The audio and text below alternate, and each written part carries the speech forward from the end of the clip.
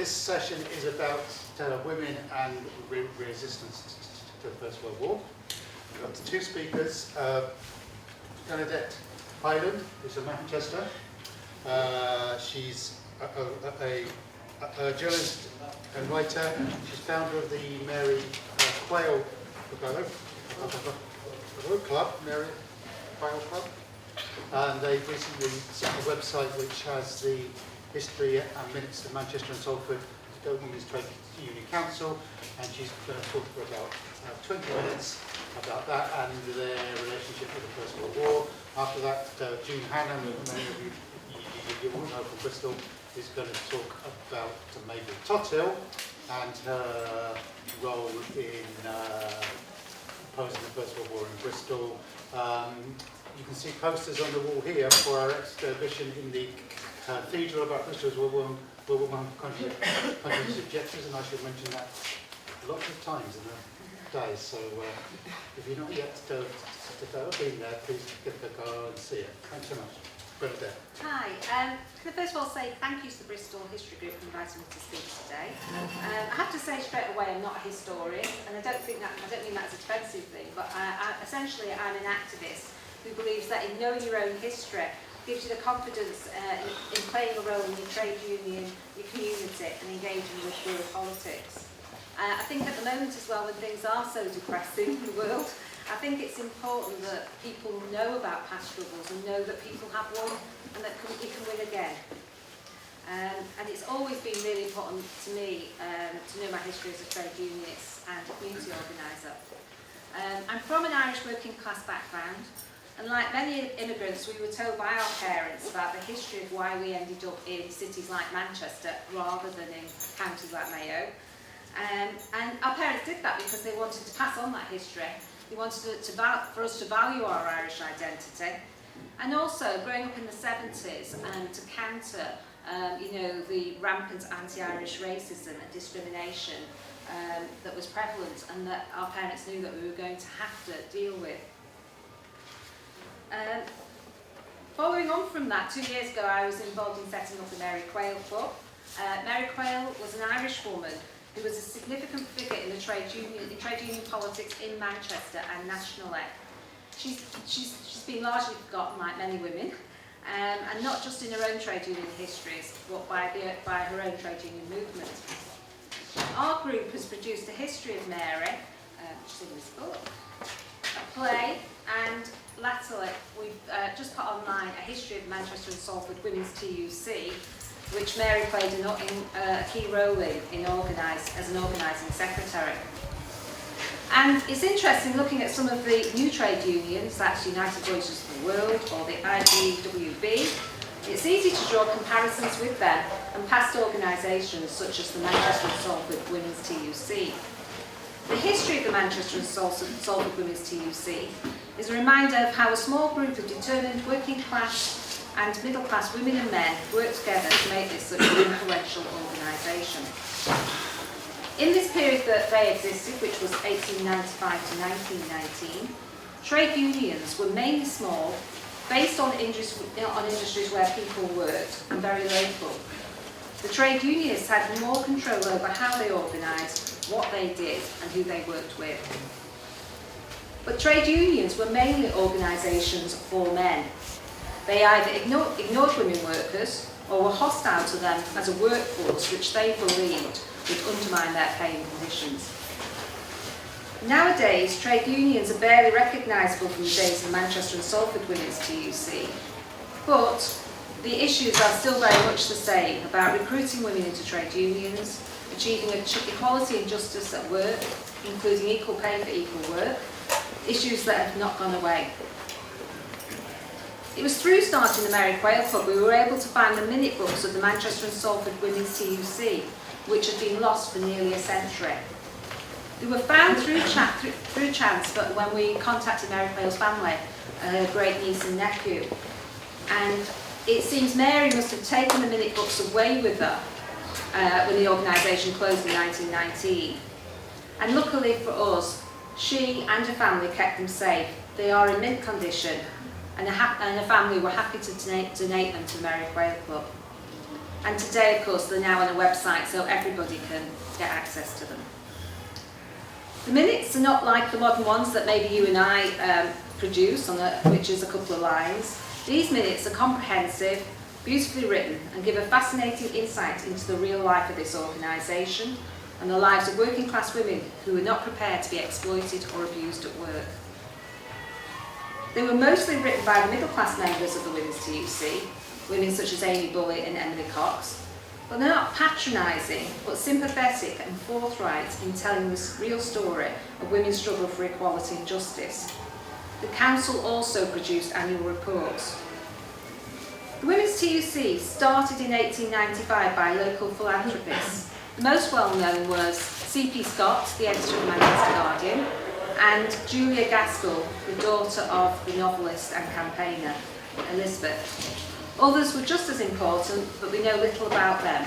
Women such as Amy Bullitt, Emily Cox and Mr. H.V. Herford. Their aim was to help some of the poorest and most exploited women in the Manchester and Salford area. And the ethos of the Women's TUC was to bring trade unionism within the reach of scattered individuals working in unorganised trades and to draft them off into their own trade unions. And key to the organisation was self-organisation and autonomy for the women's trade unions. The Women's TUC was founded through subscriptions from the rich friends of people such as C.P. Scott. Drawing room meetings were held regularly to finance the organisations, and they used the money well. First of all, they rented premises in the city centre of Manchester for £20 a year, and they didn't have a telephone or typewriter. They didn't buy a typewriter, and even then it was second-hand, until 1916, and that was for £5 from the Anti-Vivisection Society. They employed working-class women as organising secretaries. The first secretaries were Frances Ashwell and Sarah Welsh, who were appointed at £70 and £50 per annum. Sarah had been active in the Manchester and Salford Federation of Women's Workers. These organising secretaries were key to the success of the Women's TUC. Some of the women went on to become well known, including Sarah Dickinson, Eva Gore-Booth and Mary Quayle. But some of the other women, Frances Ashwell, Olive Aldridge and Kate Walwork, have been forgotten. We hope that this project will encourage more people to research and promote their lives. These women worked extremely hard. They had to travel on public transport everywhere. They worked long hours. They were often not allowed on the premises of workplaces to talk to women and had to meet with them at their homes or in the evenings at the office. They also travelled across the country, speaking at meetings, representing the Women's TUC at national conferences, including the fledgling ILP, while Mary Quayle travelled to Ireland to attend meetings in Cork for the General Federation of Trade Unions. Some of the unions they organised include cigar makers, fancy box makers, tailoresses and upholsterers. In 1902 they helped set up a weavers' union in Salford, which soon had 800 members. The Women's TUC had a progressive attitude to their own secretaries. At that time it was the norm for women to resign from work when they got married. When organising secretary Frances Ashwell attended her resignation, when she was about to get married, the officers refused it and bought her a sewing machine as a wedding present in appreciation of her hard work. The Women's TUC sought to influence policy nationally and locally. For instance, Eva Gore-Booth became their representative on the Education Committee of Manchester City Council in 1902. They campaigned against the exclusion of girls from technological scholarships. They campaigned for women doctors at the local hospital, and they encouraged the organisation of a union of midwives. They regularly contacted the local factory inspectorate about the abuse by employers over hours and conditions of work. And it was important that they did this work, because obviously that stopped the trade union women being victimised. Nationally, government and research organisations contacted them and wanted to find out about the lives and conditions of women workers. At this time, working class women may have been down, but they were not out, and the minutes showed that even in the worst circumstances, women would go on strike, down tools, and take on abusive employers. Sometimes it was Women's TUC who would be calling on the women to step back from militant action. It wasn't easy to promote trade unions when the women workers had had a poor education, worked long hours, and some of them were also mothers. The organisation set up a tea fund and organised secretaries' teas and socials to support and encourage women trade union reps. The 1903 Women's TUC annual report explained what they were up against. The timidity of inexperience is hard to overcome, and people naturally fear to jeopardise their week's earnings. Innumerable meetings are held by the council, sometimes so small that they're not in themselves worth recording. The council helped fund the fledgling unions and helped out women who needed financial help, for example because they lost a finger at work or support a strike. And they provided money for a lawyer for a Jewish woman who was harassed by an employer. And Manchester has always been a city with a large number of migrant workers. At this time, the most exploited were Jewish tailoresses, some of who only spoke Yiddish or German. The Women's TUC suggested getting leaflets by trade unions translated into their languages, and got the Tailors Union to fund an organising secretary, and Miss Violet Kay to set up a union and represent the women. As the work of the council spread, women contacted them from across the country to ask for help, and that included shirt makers in Rotherham, fancy leather workers in Sheffield, chain makers in the Midlands, to dressmakers in Sligo in Ireland. In the autumn of 1904, the issue of the vote for women split the Women's TUC when it decided not to add women's suffrage to its aims, maybe fearing a backlash from its wealthy, more conservative subscribers. The minutes and letters from Eva Gore-Booth, who was the organising secretary since 1900 alongside Sarah Dickinson, give a fascinating insight to the anger and determination of all involved with the decision to leave the Women's TUC. In her resignation letter, she said, "It is a profound conviction of the absolute importance of political power to the workers, especially the women workers, that forces me to take this step." There was a great deal of unpleasantness around this issue, and Eva complained in another letter, "I think you'll understand that it would be pleasanter for me not to be present at the council meeting tomorrow, considering the repeated discourtesies of several of the members of the council and the extraordinary language they have allowed themselves to use to me. I cannot go on listening to repetitions of such things." And Mrs Dickinson agrees with me in this matter. Sarah Dickinson also resigned, writing, "I had been thinking a good deal about the attitude of the council in regard to working women and the franchise. As a trade unionist, I should always wish to identify myself with the women in any effort they may make to improve their position politically and industrially, and I have come to the conclusion that it would be best for me to sever my connections with the council, seeing they are not prepared to fall in line with the Women's Union." Eva and Sarah and others then set up a new organisation, Manchester and Salford Women's Trades and Labour Council, which would speak to the needs of working class women for trade unions and votes for women. 7 of the women's unions joined them, including the Evas in Salford. Despite the split, the Women's TUC carried on with its organising, particularly after 1911, when Mary Quayle became an organising secretary alongside Olive Aldridge. Mary was born in Ireland in 1886 into a trade union family. Her story mirrors the history of the trade union movement in this country. Her father was an activist in the Dublin Brick and Stone Layers Trade Union, but brought his family over to Manchester in the 1880s. We don't know why, but maybe because he was blacklisted because of his political activity. Mary's life was like many working class girls in the city, but she grew up in a large Irish community in South Manchester. She left school at 12 and entered a life of low pay and poor working conditions as a domestic and then a cafe worker. But she lived in the time of militancy, when people, particularly women, were organising themselves into progressive organisations, including trade unions. Mary helped establish a cafe workers union in Manchester and became secretary in 1910. This no doubt helped to get a post with the Women's TUC in March 1911. Mary and Olive Aldridge now concentrated on some of the smaller groups of workers, including sewing machinists, Indian rubber workers, the bakers and confectioners, etc. In 1912, Mary and Olive attended over 100 meetings with women in different trades and held 244 business meetings in the office. The annual report noted that the office had become known as a place where working women could go for advice and assistance. Some years later, the Women's TUC changed its policy over suffrage and took part in demonstrations and lobbying at a local and national level. The breach with the Manchester and Salford Women's Trades and Labour Council was healed, and a joint working took place over women's life at work and in society. They worked closely together during the First World War to fight for proper pay for women war workers. For many trade unionists and socialists, the outbreak of the First World War destroyed their hopes for a better society. One of those people was Mary Quayle. She was a pacifist and had 2 brothers, and maybe many other male relatives and friends, who joined up. Mary joined her local no conscription fellowship to not only oppose the war, but to support the men who refused to join up.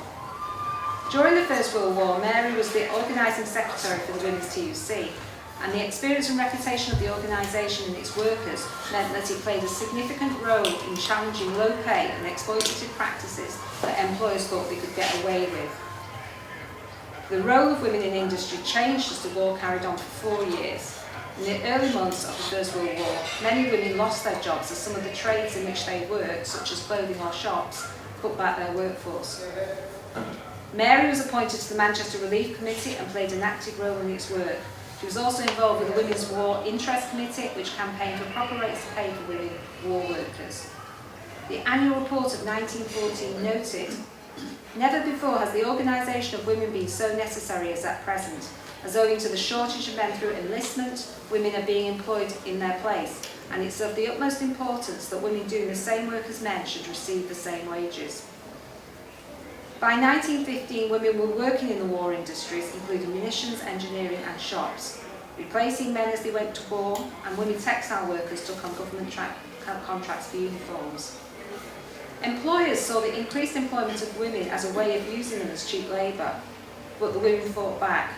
For example, the clothing trade had become busy because of government contracts, and Mary and the Clothiers Union worked hard to ensure that women workers got better wages. On 9th of December 1914, it was reported that 4 meetings had been held for clothiers at Hyde and Newton Heath, with an amount of success for the women who were doing khaki work at the CWS mantle factory. They had been in dispute with the management over a price paid for a certain line of work. After negotiations going on for a week and the firm refusing the price that the girls offered, the workers refused to do that particular line of work, and the manager locked them out the following morning. Mr. Watson, the secretary of the Clothiers Union, along with Mary Quayle, had an interview with the manager at the works, who agreed after discussion to pay the price offered by the girls. About 75 new members joined the union, making a total of 120 new members, which this includes the High Branch of the Clothiers Union. The following March, Mary reported that she'd had 2 interviews with Mr. Brownson at Hyde, and at the second he agreed an advance of 3/4 of a pence on khaki work and 1/2 pence on civilian garments. The 1950 annual report appealed for funds to carry on with the work of the Women's TUC. Quote, "Never have funds for women's industrial organisation been more needed than at present, when the field of work has been indefinitely enlarged. It is already of the utmost importance, alike to working men and women, that the women replacing men in one industry after another should not bring down the old rates of pay, and it's equally clear that only prompt organisation can hinder this disaster." Throughout the next few years, Mary and the Women's TUC helped set up new unions for women such as women woodworkers and women who made munition cases. Mary gave evidence before the Commission on Industrial Unrest, and she raised issues about food that women were getting and calling for better allowances for the women whose husbands were fighting abroad. The Women's TUC also challenged the council Manchester City Council when it removed Margaret Ashton from the selection subcommittee of the Education Committee. Margaret had been a long-time member of the Women's TUC, and she was victimised by Manchester City Council because of her prominent public views against the war. The First World War saw many challenges faced by the Women's TUC, but in many ways it also saw them coming into fore, using their experience gained over 19 years to challenge employers over wages and conditions for poor women workers. Local and national government organisations respected their experience and knowledge and had to include them in their committees and working parties to ensure the smooth running of the wartime economy. Strangely, in the minutes in 1918, they don't mention that the war ended. I mean, the organisation Women's TUC closed or amalgamated with the Men's Manchester and Salford TUC in 1919. And those two, and the Manchester and Salford Women's Trades and Labour Council also amalgamated with it. So the women joined the Men's, the Manchester and Salford TUC, They took 5,000 women workers to join the organisation, and the 2 women councils then became the women's group of the Trades Council. Mary became secretary, a position which she held for many years. This brought to an end independent trade union organisation for women. And in 2017, the lives of women, particularly working class women, seem to have gone backwards, with women being hit by the cuts. But some of the best fightbacks against the cuts have been by some of the poorest women workers.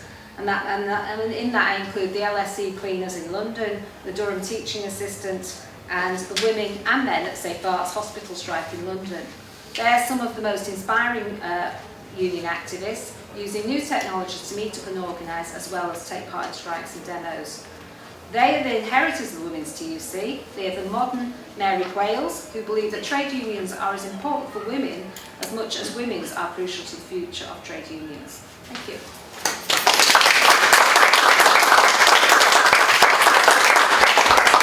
Thanks for that. Very interesting. We'll go June next. If there are any questions to either of them, we'll take those afterwards, okay?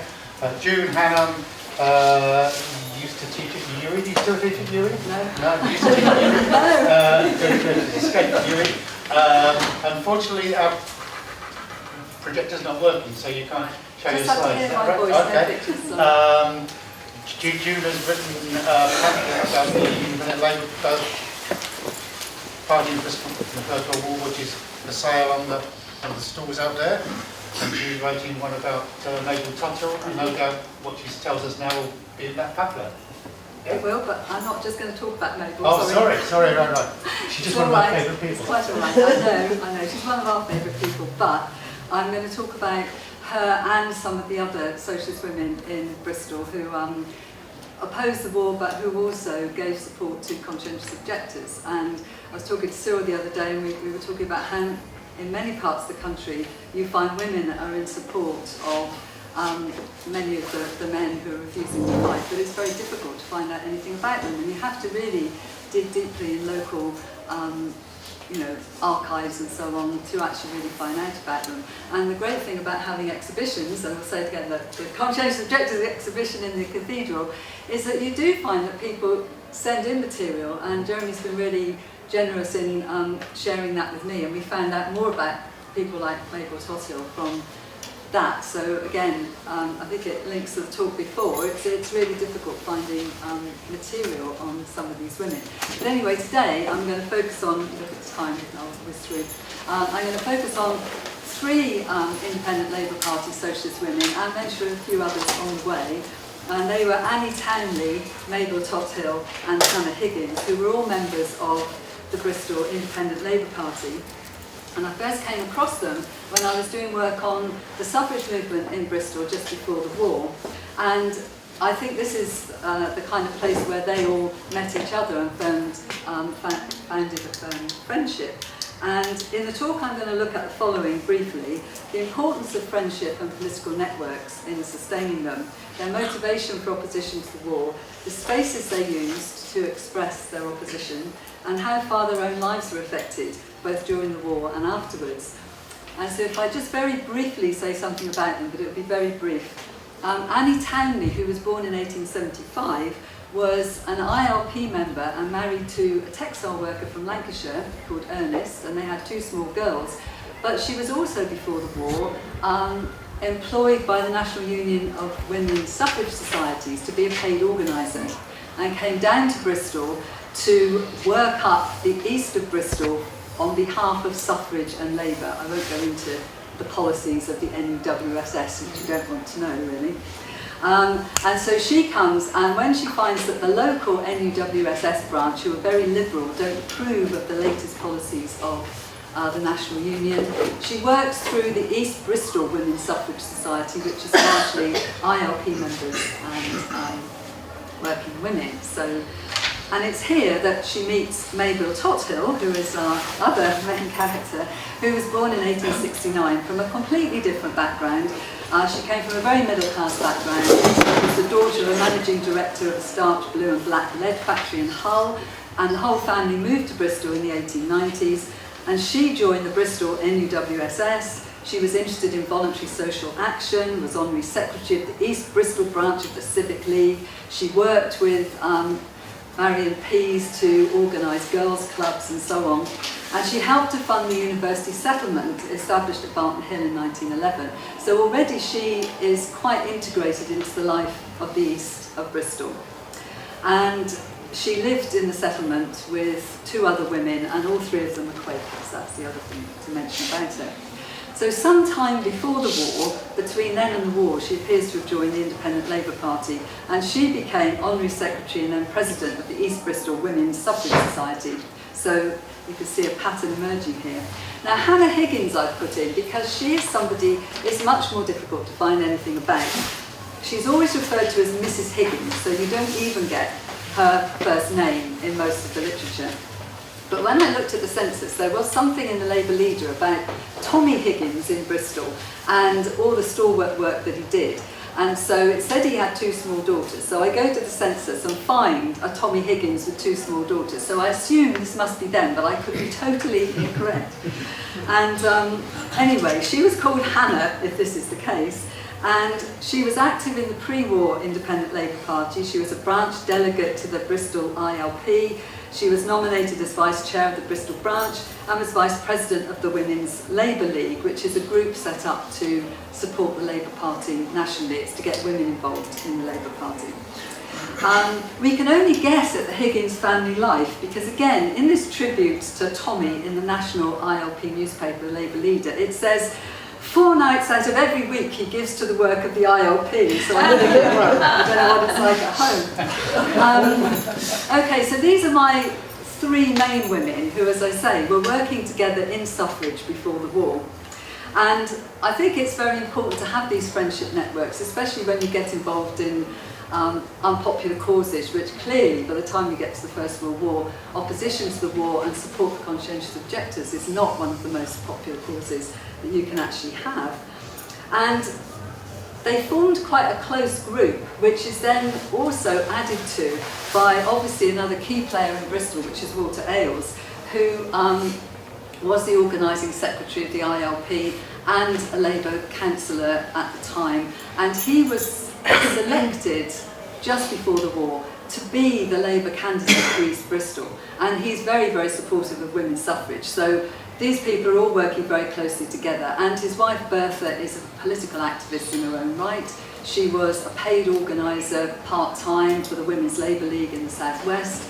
She's active in the local ILP, active in the branch of the Women's Labour League. So you can see all this group working together. And the Townleys and the Aileses live in the same street. So I am sure this must have brought them even closer together as friends and comrades. Bertha Ailes, well, it's not unfortunate, she had a child in 1913, which takes her out of the same kind of political campaigning. But the worst thing for her is she's found to have a heart complaint.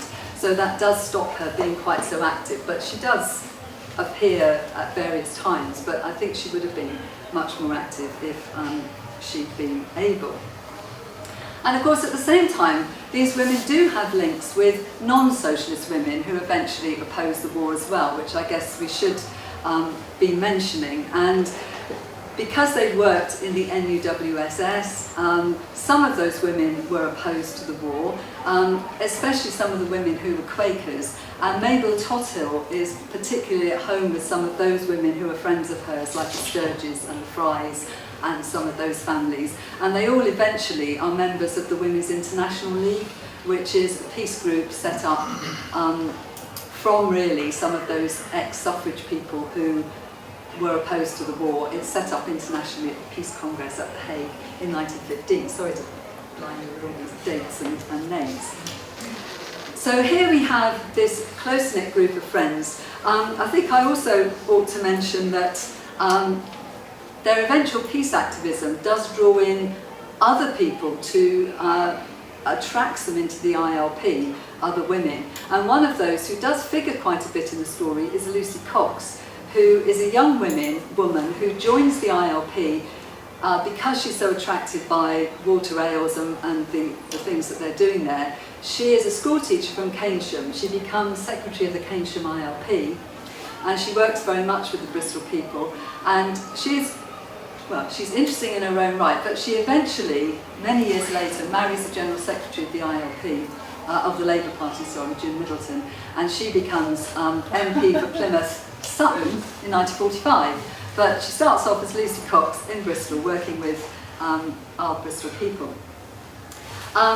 So what kind of opposition, what were the ideas behind the opposition of these women to what was going on in the war? Obviously they follow, the ILP officially as a party expresses opposition to the war, although it's quite ambiguous at different times, and individual members take different decisions. In Bristol there are individual ILP members who volunteer to fight, but a very predominant strand in Bristol is for opposition to the war and conscientious objection. So they've got the sort of socialist attitudes towards the war. But people like Walter Ailes, Mabel Tothill, and also Lucy Cox in particular have very religious underpinnings to their opposition to war. And those three are members of a group called the Fellowship of Reconciliation, which again is very much based on Christian principles. And they're pacifist in their views, and they express them. And I think if you read the pamphlet about Walter Ailes, you can get the whole not the whole transcript, but a lot of what he said at his tribunal, which very much talks about, only God gives life and only God can take it, and those kind of arguments. Now, I think with someone like Annie Tandy and Hanna Higgins, it doesn't come through to me so much that they're motivated by very deep religious beliefs. They seem to be much more likely to link their pacifism to their socialist and feminist views, arguing that women as non-voters had no share in making the war, and they thought that mothers in particular suffered from its effects. And what is really good is the only time we actually can hear Hanna Higgins' voice so far. I can't normally hear anything she says, but in 1916, both she and Annie Tandy went to the annual conference of the Women's Labour League, and here they moved and seconded a resolution trying to get the Labour Party to be far more active in opposing the war. And Hanna Higgins said, here's her voice for once, "War was the greatest setback to progress and social reform. The destruction of life was an insult to the mothers of all nations. Let's tell the men we will not bring babies into the world to be killed. They should tell the conscriptionists that unless they could have free-born babies, they would not have them born slaves." And in her support for conscientious objectors, Mabel echoes some of these views about slavery and personal liberties. "It is for us to see the civil and religious liberties of our country are not further infringed, that the standards of right and wrong are not lowered, and that the God-implanted guide in which men call conscience is not scorned or put to shame.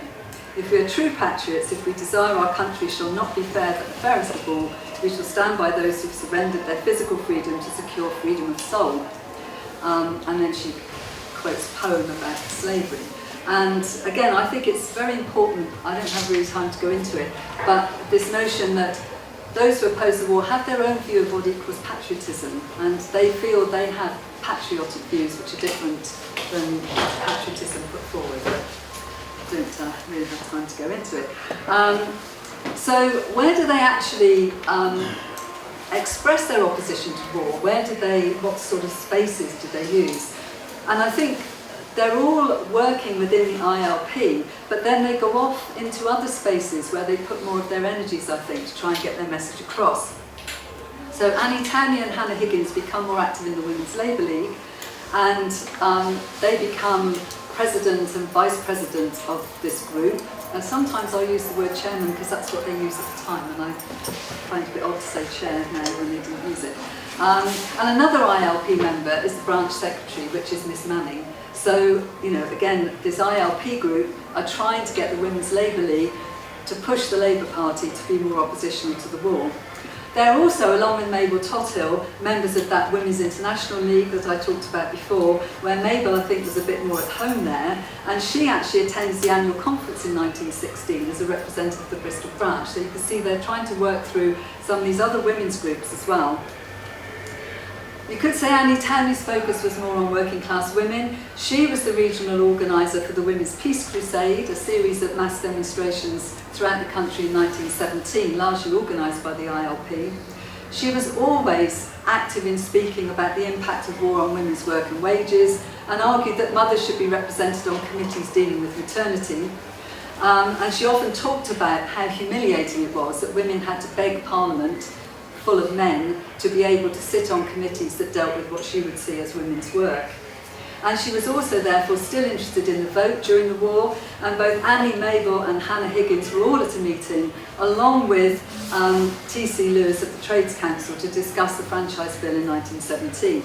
And I think that kind of meeting with other Labour leaders also indicates how the women I'm talking about today very much worked as well with men in many of these organisations. Mabel was chairman of the Bristol Peace Council, which brought Labour activists together against the war. Annie Townley went to their conferences with her husband Ernest, and those two were both involved in the National Council for Civil Liberties as well. And they also all joined with others in opposing conscription, but when conscription is brought in, you can see that Mabel Tothill's focus does become on supporting conscientious objectors, as Jeremy knows all about. And she was honorary committee of the secretary of the committee set up to support conscientious objectors in Bristol, and she made sure ILP women got together in a group to do fundraising. One of that group was Miss Manning from the Women's Labour League, so you can see all these people are still linking together. And she was also, I found out later, ward secretary of the ILP in St Paul's. So these women are carrying out several different tasks at once. Mabel, if any of you have seen the exhibition, there's a lot of material there about her, which is really good, because often women get neglected in some areas, but they've very much been highlighted in this exhibition. And she wrote pamphlets, leaflets about the plight of conscientious objectors. She ran the committee from her home at 27 Rosemary Street, where men who refused to be conscripted often met up for moral and practical support.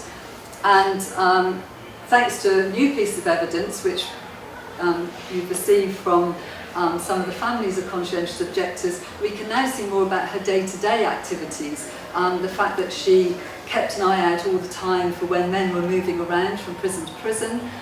She had watchers who would stand outside Horfield Barracks to work out when people were moving. She was writing all the time to the relatives of the people who were imprisoned, informing them where they were going. On one occasion she visited Ernest Gilpin in Wormwood Scrubs. He reported seeing Eric Crompton, who was the person whose letters had been sent to Radical History, and he said he'd seen Eric, he was well, so she then writes to his father. So it's a lot of this really detailed day-to-day stuff she was actually doing. More practical help would be given to families. Families were often quite badly off because their fathers were in prison or their husbands were in prison.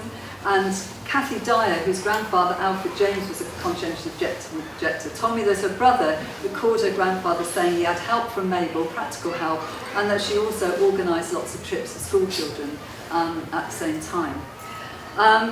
So which brings me on a bit to the personal and political. I don't know if I've got 5 minutes.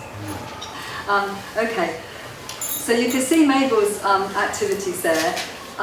She was a single woman, but for married women they've obviously got anxieties about their husbands.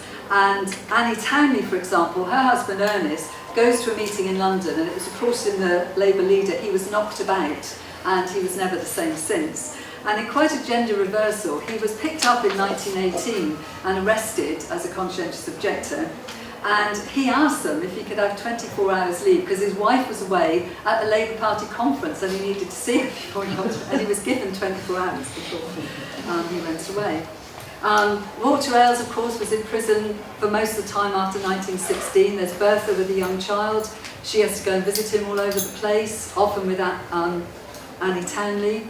And again, the ILP branch made her General Secretary of the branch at £2.50 a week.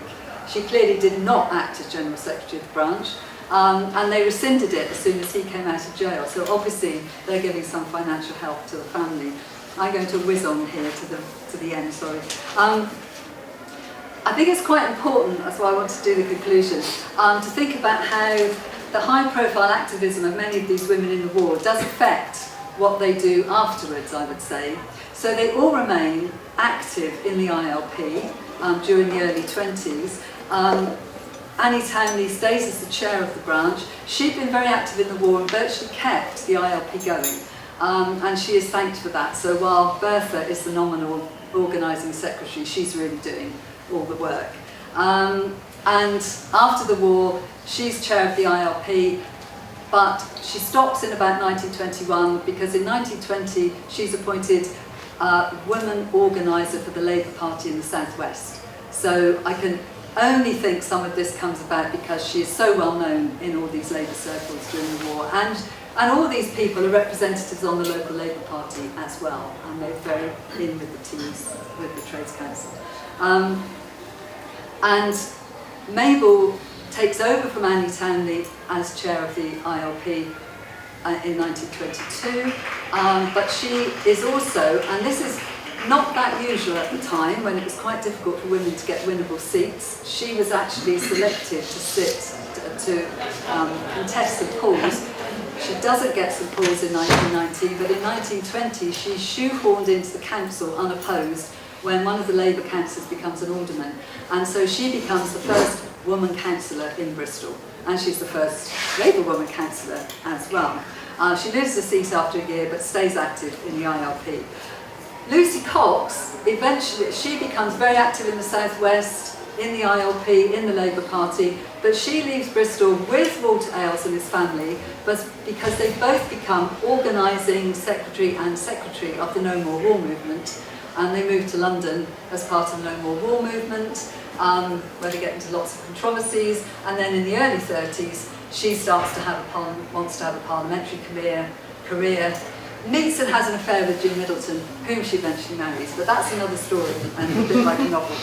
So I hope this brief survey of the activities of a small number of women in Bristol opposed the war can help your understanding of the texture of opposition and how it affected their lives. And there'll be so much more to say about how it affected these individual women's lives. And it's really thinking about how what happens in Bristol is similar or different to other areas, and the structure and the makeup of local politics is so different, local Labour politics. And I think in Bristol, where you don't necessarily have a big trade union machine that's controlling the Labour Party, you find the ILP has more of a say than it might do in some other areas of the country. And I think to pick up on what you were saying about the relevance to today, I'm going to finish on some of Mabel's words, which I think are incredibly relevant today. In one of her leaflets she wrote, "How much longer are we to be misled by statements in Parliament, by statements in the press, and by the suppression of letters to the press? How much longer are we to allow religious persecution to go on in our midst? How much longer are we to allow the suppression of facts and opinions which are not found convenient to the majority? These are the things that war brings in its train: deceit, cruelty and tyranny." Thank you.